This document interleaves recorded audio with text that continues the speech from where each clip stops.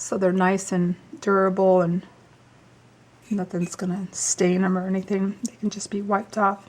And like the soaps, when you're doing this, this is the same concept as when you're doing soaps.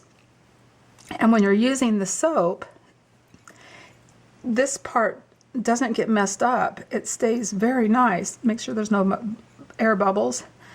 And the soap comes off underneath. And it works great. It'll stay just like that, the soap will, until you've used all the soap underneath it. It's really neat. So there's one. And then, like I said, this one already has 2 coats of Mod Podge. I want to show you what I've done here. I took a big piece of felt and I cut black. And I just cut them a little bit smaller. And then I'm going to use a glue and glue these down. Black looks way better than some of the little things that you get to put down. I like the black better. So there are my tile coasters.